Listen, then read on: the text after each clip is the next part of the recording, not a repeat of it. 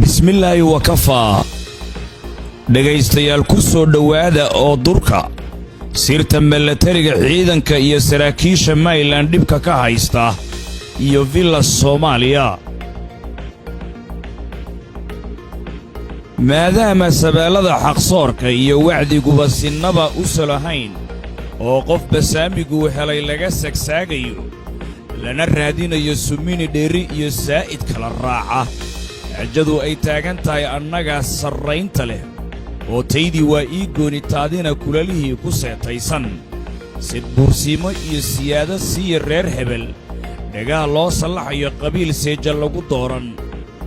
si sartu halka ay ka qurunsan tahay ubuucda ama buuda aynu u taabanno dhibaatooyinka 70 sannadood haysta ummadda webiyada degta iskana leh ee jamhuuriyadda barakaysan ee Maryland lagu dhibaataynayo magaca calanka buluuga qarannimada Soomaaliya inta shaatiga dawladnimada loo soo xidho gashto lagu ciribtirayo isirkooda lagu ixtilaalayo gebi ahaanba dhulkooda ay iska leeyihiin barwaaqada idilkood la daaduumay gaajada iyo musiibooyinka gacan ku samayska ma'amarada waaweyn maqriyo culus intoo loo soo maleegay rifanka iyo lisanka lagu riday deetana cayda iyo aflagaadooyinka loo joogteeyey si miskaxda looga dilo ay u aqbilaan inay yihiin dad liita iyagoon ahayn sida la doonayo inay ka ahaadaan dalka cagsiguse ayba yihiin dadyowga ugu kartida iyo sharafta badan noolahaasan ku neeflaha ka nuuxsada geeska Afrika ayaynu ku qaadadhigi doonnaa hormadan aad ka heli doontaan xaqiiqda ka jirta iyo maanta oo ay warbaahinta ku baawday koonfurta Soomaaliya afka qaraad loo yaqaan Southern Media Corporation dadaallo dheeriya ay ku bixisay sidii ay idinkaga xaqabtiri lahayd baayihiini wareed ku qotoma halka ay salaaduba iska qaban laadahay dawada durugtay ee dalkan duligu saaqay kolkii rumba iyo naxdin lagu rusheeyey bulshadii ugu nadiifsanayd geyiga udubdhaxaadkana u ahayd wax soo saarka waddanka ingiriisiga oo lagu tiriyo luuqad ahaan inuu ka mid yahay afafka ugu hodansan caalamkan maanta ayaa waxa uu ku maamaahaa protection is better than cure ka hortagga ayaa ka wanaagsan dawaynta oo cudurka ku haya kolkaad ogaatid ayay dawaduna sahlanaan karaysaa dulucda furfurashada warbixinteedu tahay marka aad geel dhaqatid baa gaawaha loo soo xushaa haddaadse gacmaha waxba aanay kugu jirin maxaad ka dhaqataa oo haddaysan gacmaha waxba kuugu jirin maxaad dhaqataa sow ma ahan maxayse ka nuugtaa maxayse ku nuugtaa sawirkaba haddii aad weydid iyo calankiioo saaranba annagoo ku bilaabaynaa halka ay ka bannaaxinayso gobolka shabeellaha hoose oo ah midka ugu barwaaqada badan gobollada dalka oo idil uguna shacbiga badan waxaa gobolkani keliya dul deggan 2 guuto ciidanka milatariga ah oo middiiba ka kooban min 3 urur guutooyinkaasoo ay hoos yimaadaan taliska qaybta 6aad fadhigiisu yahay haatan magaalada baydhabo gobolka bay jamhuuriyadda barakaysan ee Maryland ee uu imikadan taliya ka yahay Generaal Timacadde oo u dhashay Maryland balse maqaarsaar ah waxba aanu ku turnayn lagu adeegto oo ay ku shaqaystaan waliyaa maxaagii dhulboobka ah habeen iyo maalinna la dirirsan dadyowga sinjigoodu yahay mayga deggan mandiqadda geeska Afrika gaar ahaan dhulka webiyada ku go'an taliska qaybta 6aad awal waxa uu ka koobnaa Bay Gedo iyo Bakool balse Maxamed Cabdilaahi Farmaajo kolkii uu kursigu qabsaday salku dhigtay villa Soomaaliya ayaa laga soo jaray taliska gobolka Gedo waxaana lagu soo daray gobolka Shabeellaha Hoose uu haatan ka kooban yahay taliskaasi Bay Bakool iyo Shabeellaha Hoose iyada oo isla waqtigii uu Farmaajo xukunku qabtay janankii haystay taliska 6aad ciidamada xoogga dawladda federaalka Soomaaliya Generaal Ibrahim Yarow oo lagu tabo karti iyo aqoon durugsani insiyaanita dhanka milatariga qadiyad maynima ku jirta aawadeed buul looga dhigay oo loo bedelay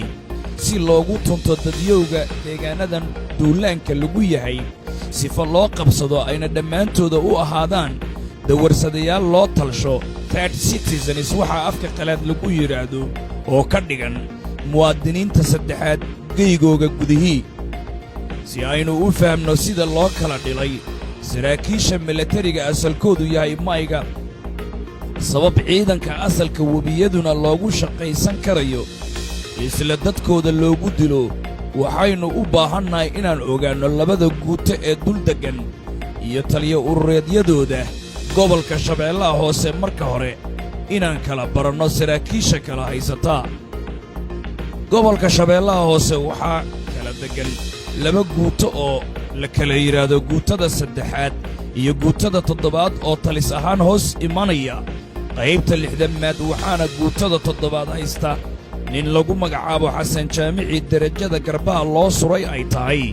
gaashanla sare kornayl buuxa u dhashay beesha galmudug waxayna guutadaasi reerihiisa mooriyaanta tuutaha dawladda loo soo gelshay u badan ay dhasha dhigatay inta u dhaxaysa min afgooye ilaa iyo degmada wanlaweyn guutadan toddobaad xasan jaamici uu haysto dhaca iyo kufsiga iyo boobka carriga laga maraajoogi waayey qabiilka ah wadatashaatiga dawladda waxaa abbaanduula ka ah calaashaan taliya ku-xigeen sarkaal lagu magacaabo mudane dawle oo derajadiisu tahay gaashaanla dhexe kornayl u dhashay maylan balse buul ah aan laga amar qaadan kaareeto deegaanka u dhalatay socotaa xitaa aanu gudbin karin daayo kufsi iyo isbaaro inuu joojiyo isagu guutadan toddobaad sidoo kale waxa ay ka kooban tahay 3 urur oo kale ah urur koobaad urur labaad iyo urur saddexaad waxaa urur koobaad taliya ka ah nin lagu magacaabo foofo oo u dhashay beesha madaxweynihii hore ee xasan sheekh maxamuud oo loo yaqaano xasan safarow wuxuuna ururkan deggan yahay uunku ku dhibaateeya halka loo yaqaan garas bandiire oo ah xanaanadii hore ee xoolaha warmaxan ilaa iyo tixsiil oo isbaarooyinkiisu ay 5 kilomitir isu jiraan iyadoo ururka labaad uu haysto qof lagu magacaabo liibaan madaxweyne oo u dhashay isna beesha galmudug ururkiisaasoo ummadda nafta ugu keenay degmada weyn ee caanka afgooye halka ururka saddexaad isna uu wato nin lagu magacaabo cabdalla cali mire oo u dhashay isla beesha galmudug ururkaasoo isna haaxda shacbiga ugu keenay ama haaxda shacbiga kaga siiyey aagga wasma xun oo u dhow garoonka weyn ee diyaaradaha bilidogle juquraafi ahaan guutadaasi meesha ay fadhido iyo hoggaanka cidda u haysa haddaad fahamtay waxaynu eegi doonnaa haddana guutada saddexaad cidda wadata iyo dhul ahaan ballaca ay isku dherariday si aynu u ogaanno waxaani inay yihiin wax laga soo shaqeeyey qalin iyo buug loo soo qaatay iyo in kale taasoo loo baahan yahay inaad isweyddiiso talow ma wixii miirqab iyo miisaan meel loo dhigay baa muran ka yimaaddaa haa iyo maya guutada saddexaad waxaa taliya ka ah nin loogu yeedho jenaraal laba afle oo u dhashay beesha galmudug gaar ahaan degmada cadaado abbaanduulaha guutadiisaasu waa isla nin u dhashay beeshiisa galmudug saddexda urur guutadaasi ay ka kooban tahay waxaa saddexduba taliya urur ka ah 3 nin oo isla beeshiisaasi galmudug ay ka soo wada jeedaan guutadaasi oo iyana neefta ku celisay laga soo bilaabo minbaraawe oo caasimadda maamulka koonfureed lagu sheegay buulo laanta buur shalambood ilaa iyo jiidda afgooye muwaadiniinta deggan xasan jaamici taliyaha guutada toddobaad sinaba ugama amar qaato taliska iyo taliyaha qaybta 6aad mayga ah ee fadhiya magaalada baydhabo jenaraal timcadde jaamici waxa uu canshuur waalan uu ka qaataa gebi ahaan shirkadaha ka howlgala garoonka weyn ee diyaaradaha bilidogle sida kambaniyada arare kambani iyo docol kambani oo ah kambaniyadii ugu horreeyey uguna waaweyn ee dega bilidogle waxaana bishii uu ka qaataa 5,000 ilaa iyo 6,000 oo dollarka maraykanka ah iyadoo shirkadaha sida ay u kala weeyihiin lacagta canshuurta looga kala qaado waxaana sidoo kale xasan jaamici iyo ciidankiisu leejooyin ka qaataan gawaadhida muqdisho ka imaanaysa ee u socota gobollada baay ilaa iyo wixii ka shisheeyey xuduudda itoobiya iyadoo tusaale halkii baabuur inataree ay ka qaataan 4 ilaa iyo 5 milyan oo shilinka soomaaliga ah gaadiidka oo ay ka soo kaxeeyaan afgooye oo ay keliya geeyaan sokada yaaqbari weyne maxaa yeelay yaaqbari weyne oo kol aan dheerayn shabaab laga saaray haddana kama dheeroo cimil ama kamiin bayba ku sameeyaan oo waa la weerarayaa kuwa tuutaha dawladda wataa kolka baabuurta lacagta laga wada qaado kolonyo noqdaan mootooyin intay labalaba beeke amyo ula fuulaan ayay sidaasi ku gudbiyaan oo ay geeyaan sokada yaaqbari weyne oo ay kaga soo haraanba waxaana lacagtaasi waalan isbaarooyinka guryaha iyo beeraha la cashuuray noolaha ay si toos ah gacantiisu ugu dhacdaa xasan jaamici taliyaha guurtada toddobaad oo ah wiilka reer galmudug waxaa xusid mudan in xasan jaamici uu keligii haysto 80 beeke-am iyo 11 dhashiike oo cabdibiliyaal u saaran yihiin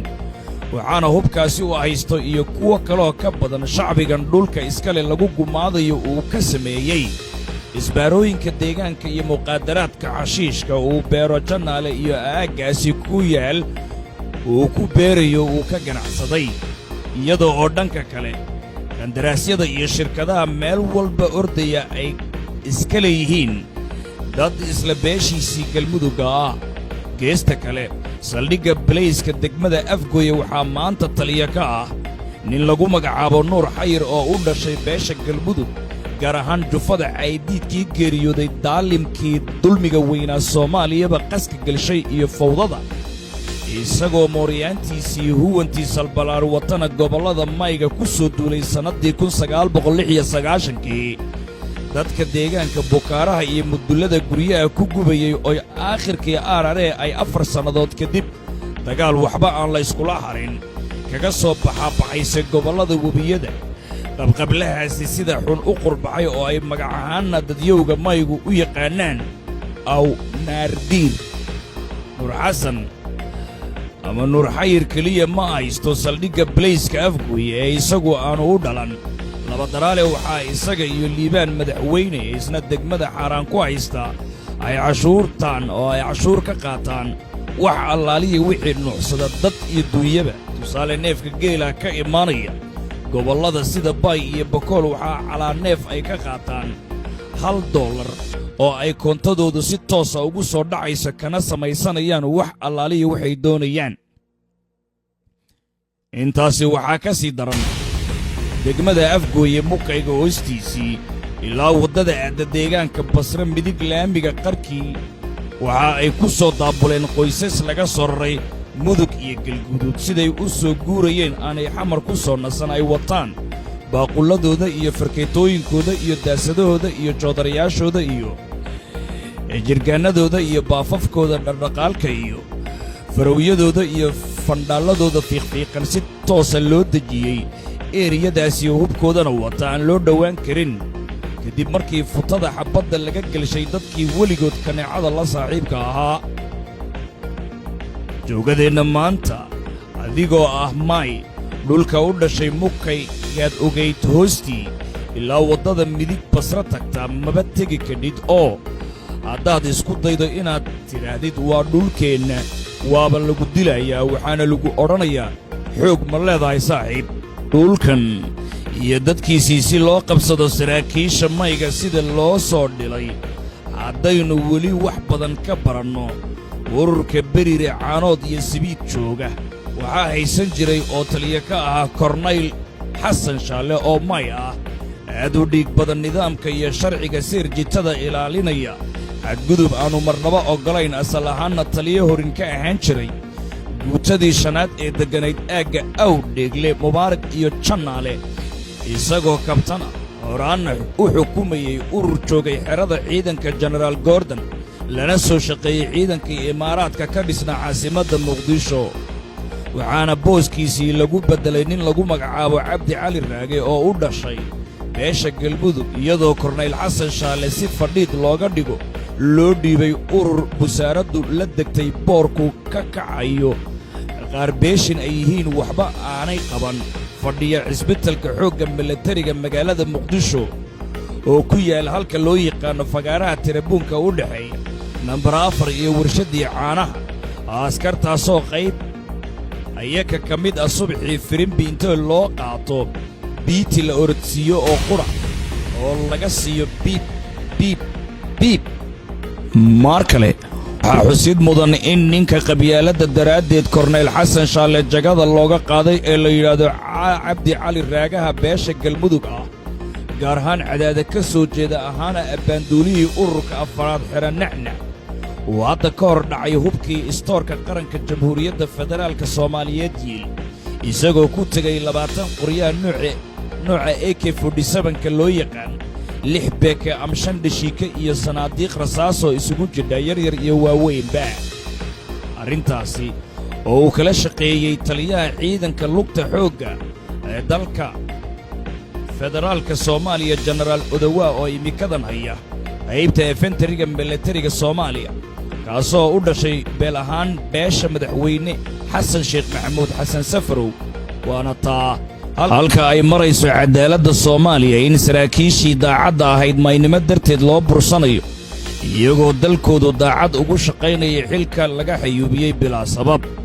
misna kaa qaranka qayaanooyinka qaranka gelaya lagu abaalmarinayo xilalka sarsare oo weliba shacbiga wax soo saar kale gobolkoodu deggan yihiin aanay meel kale aadin lagu dhibaataynayo fari kama qodna faa noole sida habaysan ee loo sii siibay saraakiisha mayga ku jira dawladda dhexe bal kaalayoo arag waxna ka baro ururka jooga aagga sabiid iyo caanoole gobolka shabeellaha hoose yeyda isugu tagtay runtiina yac in laga yidhaahdo u baahan dad qalatadan dhiigga bini'aadamka sida faantada la cabbaya u dhammaysaa waxaa taliya ka ah sarkaal may ah gaar ahaan ka soo jeeda degmada markacadday xilka waa laga xayuubiyey waxaana loo dhiibay wiil reer galmuduga ee uu adeer u yahay jenaraal cirfiidka haysta guutada 30aad ciidanka xoogga dalka federaalka soomaaliya haddaba intaanoo dhibaato ah guud ahaan waxaad garatay inay ka socdaan villa soomaaliya gaar ahaan ubuucda musiibada saraakiisha iyo ciidanka mayga barta ay ka haysato waa xafiiska taliska ciidanka xoogga jamhuuriyadda federaalka soomaaliya midda kale rogtay saraakiisha mayga dhuudhigiyo dhargalka dhiqlaha u soo waariday dhagorgedisay qoomkan xilligan raggii dhiifoonaa dhufaannada ka dhigtay waa naag la yidhaahdo iimaan cilman oo beesheedu tahay galmudug gaar ahaan reer bootaan ciise caalin xaaraan kunaax ama shirkadda albarakaad leh hooyadeedna ay tahay reer dhuusamareeb taasoo fadhida xafiiska taliyaha ciidanka xoogga dalka federaalka soomaaliya iimaan cilman oo afka soomaaliga dhiba'aan buurnayn madow oo iscaddaysa qamriga istaagga ku qurqurisa markii koowaadna jenaraal dhegabadankii qaraxa lagu dilay waqooyiga ameerika ka keenay gaandharinimo ka bilowday walaashay tahay naagaha dharka qaawanida faashiyonka ku xayeysiiya gudaha maraykanka hooyadeedna u shaqaysa hay-adaha xuquuqul insaanka human rights watch waxaa afka qalaad lagu yidhaahdo dalka soomaaliya kula qaraabata waddanka u soo shaqo tagtay waxa ay leedahay tiim ama koox saraakiil iyada ku beel ah waxa ay warqad dacwad been ah ka diyaarisaa sarkaalka ama sarkaal kasta oo may ah si meesha ay uga saandho mid beesheeda ah ayna ugu beddesho bacdama ay xafiiska taliska xoogga dalka ay fadhido waxa ay warqad u qortaa taliyaha ciidamada xoogga dalka soomaaliya jenaraal indho qarshe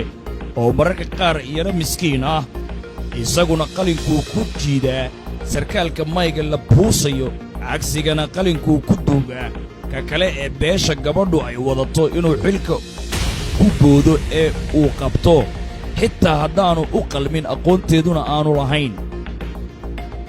haddii iimaan cilman warqad ay u qorto taliyaha xoogga mudane indho qarshe sarkaal ay doonayso inay la degto uu ka yara biyadiidi maago waxa ay isugu yeedraysaa gabadhani baandadeeda saraakiisha ay leedahay waana ay wada buusayaan oo ay wada buushgaraynayaan taliyaha iyo sarkaalka mayga ah ee la bursanayo aakhirkiina waa la taagtaagayaa saraakiishaasi mayga ah iyadoo gabadhaasi ay saraakiishoo dhan 95% baaddo ama baad ay ka qaadato iyadoo ugu hanjabaysa inay xilka ka xayuubin doonto kuna furayso qalqalgelin baahsan. iimaan elman saraakiishu badi waa ay iska laaluushaan kolkii in ay baado doonayso telefoon xitaa kulama hadasho saraakiishu si aan codkeeda loo duubin oo lugtay ugu tagtaa qolna way la gashaa saraakiishu mid waana taas sifada iyo rafaadka ugu daran musiibada halka ay ka soo diristay ama halka ay kala soo diristay saraakiisha mayga u dhashay ee ku jira dawladda federaalka Soomaaliya oo idilkood intii dhiigga lahayd buulka laga dhigay xilalka laga xayuubiyey joogadeennan maanta mid nuxsan karaa aanu jirin loona soo dabamaray xukunka gobolladooda kuwa dool ah aan u naxayn ciidamada loo dhiibay. sida runta ah maygu maanta waa ciidan aan saraakiil lahayn. jenaraal sheegow oo aad taqaannaan oo ka soo bilaabay hoggaaminta ururka cisbitalka xoogga si toosa u hoostaga taliyaha xoogga waa la buusay jananku waxaa isagu tegey abbaanduulaha ciidamada xoogga jenaraal caanood oo ku beel ah maxamed cabdilaahi farmaajo iyo jenaraal bacbacle oo isaguna u dhashay galmudug khaasatan degmada cadaado ahaana taliyihii hoggaanka taakulaynta ciidanka xoogga dalka federaalka Soomaaliya xilligii mudane xasan sheekh maxamuud xasan safarow uu kursigu ku fadhiyey. waxaana jenaraal sheegow hadda ka hor ay labadan janan waa caanood iyo bacbacle ku weerareen cisbitalka milatariga xoogga jamhuuriyadda federaalka Soomaaliya magaalada muqdisho inkastuu aad isaga difaacay makrigooda shirqoolkay u dhigeen mishin ay doonayeen in ay ku qaarajiyaan oo ay kaga takhallusaan. si kastoo ay ahaataba jenaraal sheegow haatan waxa uu ku nool yahay dalka Maraykanka kadib markii uu cadaalad waayey iyo garab buuxa cid ka siisa xafiiska dhexe ee villa Soomaaliya oo duul qabyaaladu la degtay ay fadhiyaan oo fadlinayaan faraskuna ku joogaan taasoo nasiib darro weyn u ah shacab weynaha isirka Soomaalida maalin sheeg gaar ahaan shacbiga tira Soomaaliya ka dhigan 55% Soomaalida inteeda kale kuna hadla afka mayga leh oo degan dhulka webiyada ku weegaaran dol iyo duxba baduhu ay ku hareeraysan yihiin. ugu dambayntii mid iyo laba haddaynu ka soo qaadana saraakiisha mayga ugu khatarsan xilalka laga xayuubiyey nuuxsigana loo diiday ee meel la fariisiiyey waxaa ka mid ah sida jenaraal ibraahim yarow oo ahaa taliyihii qaybta 6aad bay fadhigeedu ahaa oo qarnigan aynu joogno janan may ah ka dhiig iyo damqasho badan aanu jirin iyo lambarka labaad oo gelaya jenaraal madoobe jenaraal xasan baydhabo isaaq mukhtaar jenaraal maxamed sheekh xaamud oo loo yaqaano gitaariste oo aqoon durugsan u leh arrimaha ciidanka haystayna bilayska Soomaaliya xilligii madaxweyne xasan sheekh maxamuud safarow haybaddii ciidannimo bilayska Soomaaliyana siday tahay ugu soo celishay yareeyeyna qaraxyada iyadoo amniga uu gacanta ku dhigay. kabtan ciise aadan saleebaan oo isaga aabbihii uu ka tirsan yahay saraakiisha bilayska Soomaaliya kana mid ah halgamayaashii ururka caquudirirka ee jamhuuriyadda barakaysan ee Maryland. mar saddexaad waxaa xusid mudan in kabtan xasan baydhaba isaga iyo aabbihii kolka gole la isugu yimaado ay ku kaftamaan aabbihii isagu midba inta xabbadood ay jirkiisii ku taal bacdama xasan baydhaba jirkiisi meel u fayowba aanu jirin wada xabbaddu jarjartay ka dhex sooftay oo wasaaradda gaashandhigga gudaheed xitaa wixii edab daran indhaha uu ugu shito.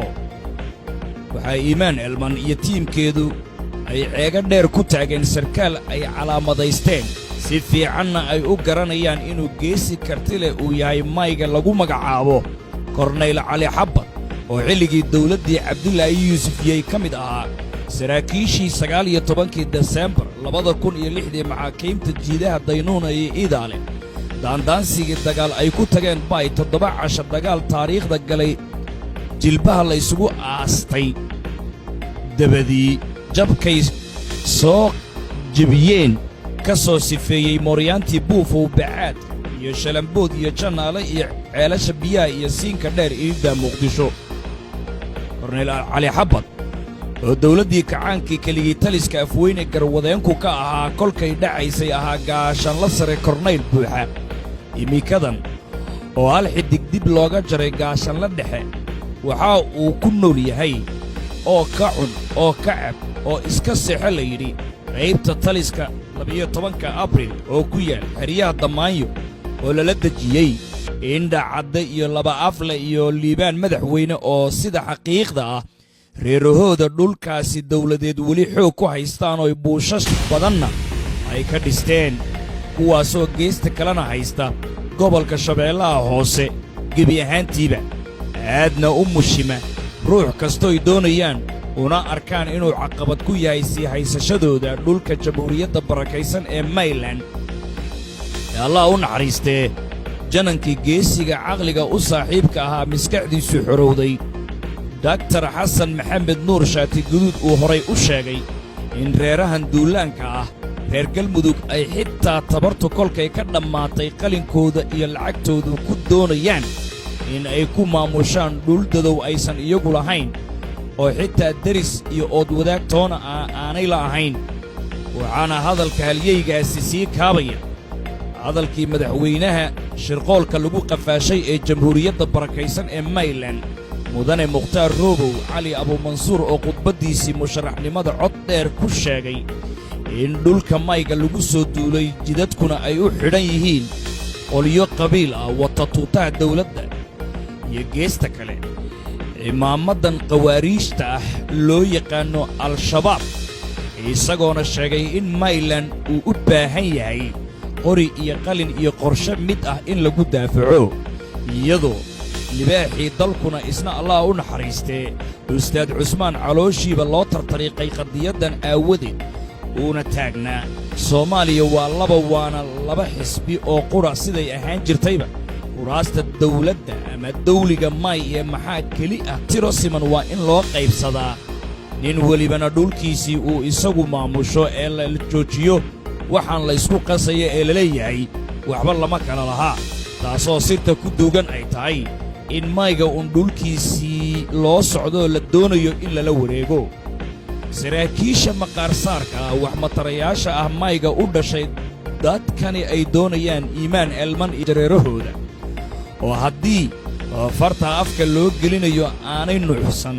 waxaa ka mid ah mid iyo laba sida Generaal Timacadde oo ataliyaha haatan qaybta 6aad fadhiya Baydhabo Generaal Bile oo fadhiya Villa Soomaaliya taliyaha ciidanka badda federaalka Soomaaliya Generaal Nuur Ufurow Generaal Captain Nuur kii haystay ciidamadii Imaaraadka Muqdisho ee la burburiyey sababta loo burburiyeyna ay tahay in ciidamadaasi askartu maygu u badnaayeen Generaal Bishaar iyo weliba Cali Shariif oo ah raggii Caydiid Baydhabo ku hoggaamiyey taariikh kooban haddii aynu yara milicsanno Cali Shariif xilligii Sheekh Shariif Sheekh Axmed kursigu ku fadhiyey Muqdisho shabaab uu haystay badankii xabadduna ay ka dhacaysay afaafka madaxtooyada Wardhiigley waa sarkaalkii aagga boondheere dekadda duqda ahayd ku go'doomay ay ciidamada qaranka mayga u badan u gurmadeen oo laba xidig dallacad degdeg ah la siiyey oo aadna ugu daba dhuqdhuqleeya qoliyaha dhulboobka mudug iyo galgaduud ka soo hayaamay joogadeennan maantana dhaca iyo kufsiga iyo boobka dhiigga mayga cawo iyo dharaarba qubaya waa ninkii guutadii xilligii Xasan Sheekh Villada joogay tababarka loogu soo xiray xerada Cali Salaamay Baydhabo urintii ugu horreysay la soo qaaday la keenay Awdheegle intay taag iyo cunsuriyad xun dareemeen ka soo tegay goobtii la geeyey Baydhabo ku socday daafeed markii ay marayeen uu ku tilmaamay ciidankaasi inay shabaab yihiin si loo laayo walaalihiisii dabaqoodhinimo awgee meesha uu ka gaaray oo suugag iyo shilkayaal afarta koona inta lagaga soo taagtaagayoo hareeyey deetana la yidhi hadday may ku hadlaan waa shabaab istaaga qoriyaha dhiga qasnaddana ka jara marka hore hubkana dhiga diiddadii ay diideen wiilashii beerka adkaa mayga birjeexa rasaasta hubka lidka dayuuradaha afkiisu ay ka dhacayso lagu shanaqay oo ay 70 wiil beerka u seexsheen cadaawuhu wixii ka fakadayna xabsi la dhigay nolol iyo geeri meel lagu sheegaa maantadan aanan jirin arrintaasoo ay markhaati kuugu filan tahay rasaastii wiilashaasi milatariga ahaa lagu riday in aaraheedu ka muuqanayso derbiyada saldhigga bilayska wallaweyn iyo nawaaxigeeda daaraha ka agdhow mudka iyo runtaa lagu dhuftaa maaddadii murugtaa madhaafaankuse waa inuu nooluhu kugu maqsuudaa amar alle laakiin warbixintaasi sirta milatariga saraakiisha iyo ciidanka Maryland dawladda dhexe villa Soomaaliya ka haysta halkaasi ayaanu ku soo koobi doonnaa waxaadna kala socoteen warbaahinta ku bahawday Southern Media Corporation